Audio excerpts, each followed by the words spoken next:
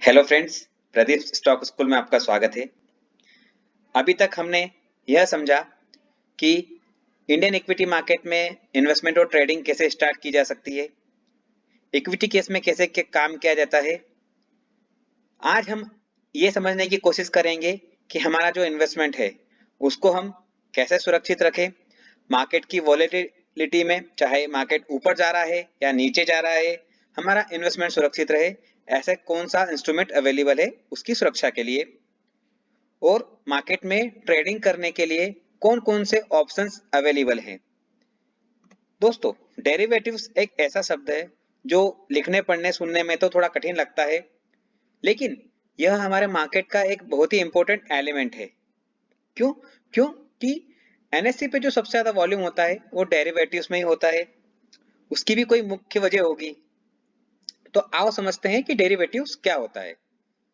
दोस्तों, डेरिवेटिव्स एक ऐसा फाइनेंशियल इंस्ट्रूमेंट है जिसकी अपनी खुद की कोई वैल्यू नहीं है। वो किसी और वस्तु या और किसी चीज की वैल्यू पर डिपेंड करता है, या यूं कहें कि किसी डेरिवेटिव की वैल्यू, जैसा कि उसके नाम से ही जाहिर है, कहीं और से डिराइव की जाती है, इसलिए उसे डेरिवेटिव कहा जाता है। फ्रेंड्स, डेरिवेटिव की वैल्यू जिस चीज पर डिपेंड करती है उसे हम अंडरलाइंग एसेट कहते हैं। अब डेरिवेटिव्स को समझने के लिए एक उदाहरण समझिए कि जैसे गेहूं के आटे की कीमत गेहूं के ऊपर डिपेंड करती है। अगर गेहूं की प्राइस इंक्रीज होगी तो गेहूं के आटे की प्राइस भी इंक्रीज होगी। गेहूं की कीमत डिक्रीज होगी तो आटे की कीमत भी डिक्रीज होगी। समझने वाली बात यहाँ पर यह है कि यहाँ पर जो अंडरलाइंग एसेट है वो गेहूं है। ठीक वैसे ही डेरिवेटिव की वैल्यू भी उसकी अंडरलाइंग पर डिपेंड करेगी। अब हमारे शेयर मार्केट में डेरिवेटिव्स की अंडरलाइंग एसेट क्या हो सकती है? तो दोस्तों, यहाँ पर शेयर्स, कमोडिटी या करेंसी हमारे डेरिवेटिव्स की अंडरलाइंग एसेट्स हो सकती है। अगर हम शेयर्स के डेरिवेटिव में ट्रेडिंग करेंगे तो उसकी अंडरलाइंग एसेट शेयर्स होगी। शेयर्स की कीमत बढ़ने पर हमारे डेरिवेटिव की वैल्यू भी अप एंड डाउन होगी, और सेम वैसे ही कमोडिटी और करेंसी में भी होगा। अब जब दोस्तों शेयर्स अवेलेबल है इन्वेस्टमेंट के लिए, तो डेरिवेटिव क्यों? तो दोस्तों, हम आज हमारा इन्वेस्टमेंट कर रहे हैं। आज से आने वाले समय के बाद, कुछ समय बाद, हमारे इन्वेस्टमेंट का मार्केट में क्या इम्पैक्ट रहेगा, मार्केट ऊपर रहेगा या नीचे रहेगा, हम नहीं जानते। तो डेरिवेटिव का जो मुख्य मकसद होता है, भविष्य में होने वाली फ्यूचर की जो अनसर्टेनिटी है उसको परे रखकर इन्वेस्टमेंट को सुरक्षित रखना होता है, जिसे कि हेजिंग कहते हैं। इसे आप ऐसे समझिएगा कि एक किसान जब फसल उगाता है तो उसे यह नहीं पता होता है कि जब उसकी फसल पककर तैयार होगी तो उस किसान की लागत प्रॉफिट के साथ निकल के आएगी या नहीं। क्यों? क्योंकि हो सकता है कि बहुत ज्यादा बारिश होने से उसकी फसल खराब हो जाए तो पैदावार कम हो, या बम्पर पैदावार हो जाए तो मार्केट में फसलों की कीमत कम हो जाए। तो अनसर्टन चीज जो है वह लगी रहती है।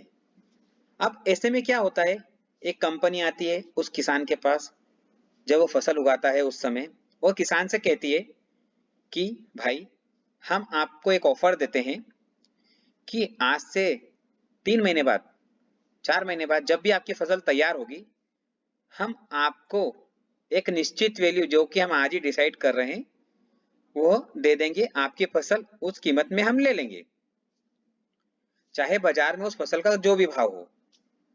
अब किसान कैलकुलेशन लगाता है कि मेरी कॉस्ट ये है और ये उससे ज्यादा मुझे दे रहे हैं, मतलब मुझे फसल उगाने पर ही उसका सौदा प्रॉफिट में करने का ऑफर मिल रहा है।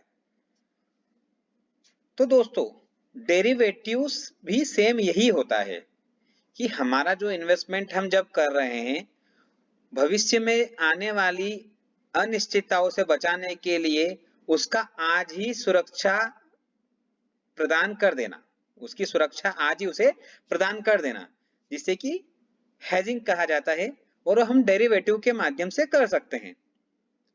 दोस्तों, डेरिवेटिव में बेसिकली लॉट साइज में काम होता है। 1000 का लॉट, 5000 का लॉट, 10,000 का लॉट, और इसमें हम जैसे कि 1000 शेयर खरीदने में पूरा 1000 शेयर का पैसा देना होगा, तो यहाँ ऐसा नहीं है। यहाँ अगर 1000 का लॉट हम ले रहे हैं तो हमें पुराना पैसा लगाकर मार्जिन पर काम हो जाएगा। इसलिए कई लोग सीधा शेयर्स में ट्रेडिंग ना करते हुए डेरिवेटिव्स में ही ट्रेडिंग करते हैं।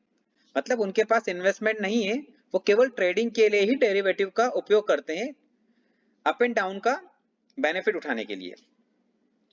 डेरिवेटिव्स बेसिकली एक कॉन्ट्रैक्ट होता है बायर और सेलर के बीच, जो कि एक एक्सपायरी के लिए होता है। जैसा कि मैंने अभी अपने उदाहरण में कहा कि कंपनी ने किसान को कहा कि जब फसल पककर तैयार हो जाएगी, मतलब उसने एक समय दे दिया है, एक एक्सपायरी दे दी है कि उस समय तक ये आपका कॉन्ट्रैक्ट वैलिड है।